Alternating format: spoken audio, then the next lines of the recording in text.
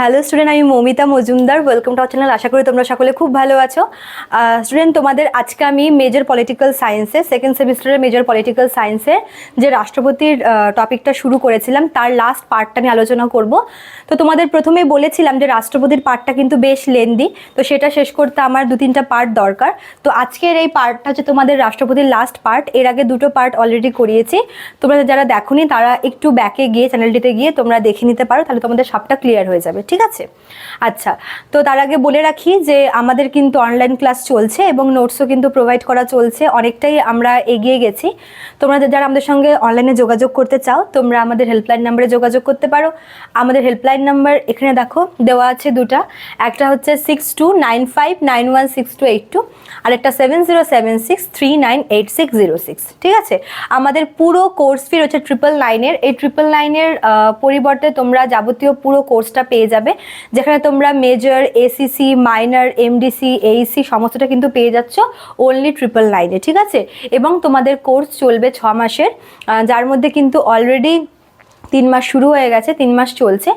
এবং আরেকটা তোমাদের কথা বলতে চাই, সেটা তোমরা অনেকেই কমেন্ট করেছো যে ম্যাম মাইনর পলিটিক্যাল সায়েন্সের উপরে ক্লাস দিন, এসিসির উপরে ক্লাস দিন। তো দেখো, সবটা তো একেবারেই মানে কি দেওয়া পসিবল না, তো আমি চেষ্টা করব তোমাদের আস্তে আস্তে সবটা দেওয়া। তো তোমরা একটু পেশেন্স নিয়ে দেখো আমার ভিডিওগুলো। খুব শিগগিরই কিন্তু আমি মাইনরের ভিডিও আপলোড করব। ঠিক আছে? চলো দেরি না করে টপিকে যাই। দেখো, আজকে আমরা রাষ্ট্রপতির লাস্ট টপিকটা নিয়ে আলোচনা করবো, রাষ্ট্রপতির লাস্ট পার্টটা নিয়ে, যেখানে আমরা রাষ্ট্রপতির আগের ভিডিওতে তোমরা যদি দেখো তো তোমরা দেখবে যে সেখানে আমি যে রাষ্ট্রপতির যে জরুরি ক্ষমতাগুলো ছিল সেগুলোর উপরে আলোচনা করেছিলাম। তো আজকে আমি রাষ্ট্রপতির বাকি ক্ষমতাগুলি নিয়ে আলোচনা করব। ঠিক আছে? দেখো, প্রথমে বলছে শাসনতান্ত্রিক ক্ষমতা বা এক্সিকিউটিভ পাওয়ার, যেটা হচ্ছে 53 এবং 74 নম্বর ধারার মধ্যে রয়েছে। ঠিক আছে? আচ্ছা, তো এই এক্সিকিউটিভ পাওয়ারের মধ্যে আমরা রাষ্ট্রপতির কোন কোন ক্ষমতা দেখি। দেখো, রাষ্ট্রপতির নামে কিন্তু দেশের সমস্ত ক্ষমতাগুলি হচ্ছে চলে। ঠিক আছে? মানে কেন্দ্রের যাবতীয় কাজকর্ম সমস্ত কিন্তু তার নামেই চলে সমস্ত কাজ। তো এছাড়াও মানে যাবতীয় কার্যাবলী ছাড়াও রাষ্ট্রপতি বিভিন্ন যে এক্সিকিউটিভ পোস্টগুলো আছে সেই সমস্ত পোস্টে কিন্তু মেম্বারদেরকেও অ্যাপয়েন্ট করেন। ঠিক আছে? তো কোন কোন পোস্টে? দেখো, প্রথমে আছে সুপ্রিম কোর্ট এবং হাইকোর্টের বিচারপতি। সুপ্রিম কোর্ট হচ্ছে আমাদের দেশের সর্বোচ্চ আদালত এবং হাইকোর্ট হচ্ছে বিভিন্ন রাজ্যের সর্বোচ্চ আদালত। ঠিক আছে?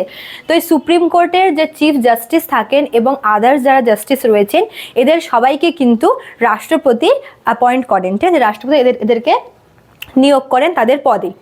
আচ্ছা, তারপর দেখো প্রধানমন্ত্রী এবং অন্যান্য মন্ত্রীদের নিয়োগ।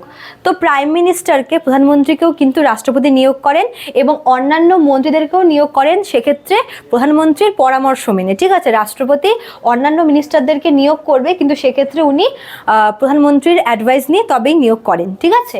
আচ্ছা, তবে নিয়োগ করার মেন পাওয়ারটা রাষ্ট্রপতির হাতেই রয়েছে।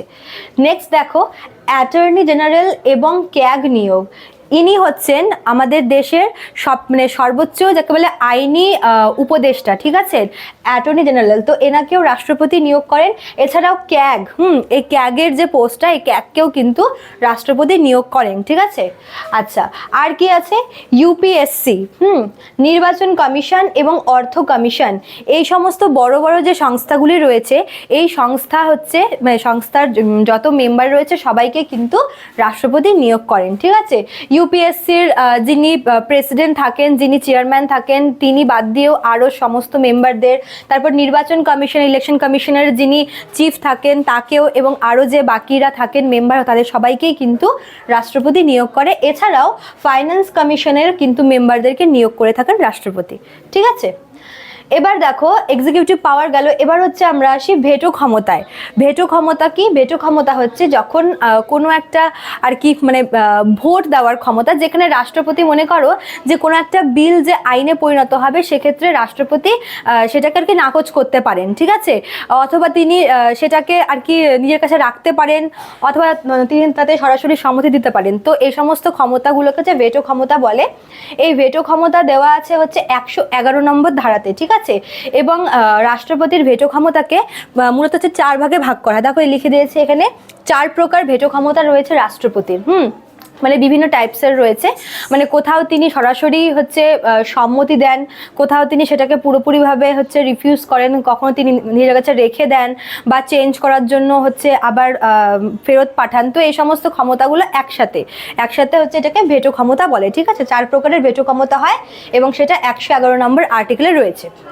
নেক্সট দেখো ক্ষমা প্রদর্শনের ক্ষমতা। ঠিক আছে, মনে করো কোনো অপরাধীকে তার সাজা হচ্ছে কমিয়ে দেওয়া হবে, বা তার মনে করো যে তার সাজাকে আর কি একটু কম করে দেওয়া হবে, মেয়াদ কমিয়ে দেওয়া, এই সমস্ত ক্ষমতা রয়েছে রাষ্ট্রপতির হাতে। ঠিক আছে, যেটা 72 নম্বর ধারাতে আছে।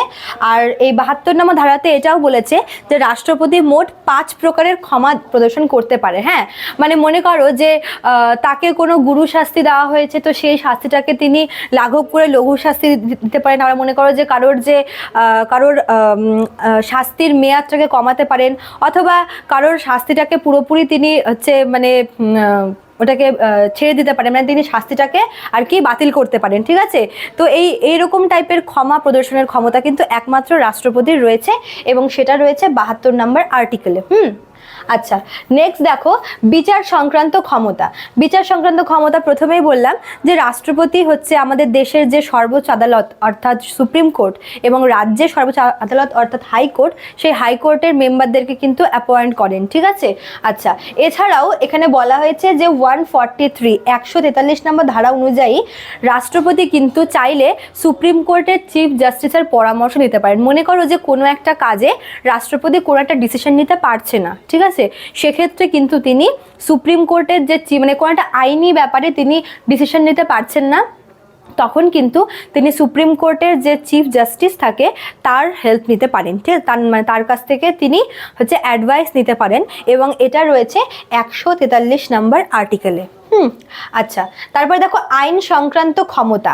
আইন প্রণয়ন করার ক্ষমতা রাষ্ট্রপতির রয়েছে। কোনো একটা আইন, মনে করো যে অর্থ বিল বলো বা যে কোনো আইন, দেখো আইন প্রণয়ন করা হচ্ছে লোকসভা, কিন্তু তাতে কিন্তু রাষ্ট্রপতির সম্মতিটা প্রয়োজন। তো আইন সংক্রান্ত ক্ষমতার ক্ষেত্রে রাষ্ট্রপতির আর কি রোলটা কিন্তু সব থেকে বেশি। ঠিক আছে, আচ্ছা এছাড়াও এখানে একটা পয়েন্ট দেখো যে 123 নম্বর আর্টিকেল, 123 নম্বর আর্টিকেলে রাষ্ট্রপতি কি করতে পারে, অর্ডিন্যান্স জারি করতে পারে। বিভিন্ন ক্ষেত্রে তিনি অধ্যাদেশ যেটাকে বলে বাংলাতে, তিনি অর্ডিন্যান্স জারি করতে পারে। এটা খুব আসে এমসিকিউতে যে রাষ্ট্রপতির অর্ডিন্যান্স কত নম্বর আর্টিকেলে রয়েছে, তো এটা হবে হচ্ছে 123 নম্বর আর্টিকেল। ঠিক আছে, আর লাস্ট দেখো এখান থেকে সামরিক ক্ষমতা।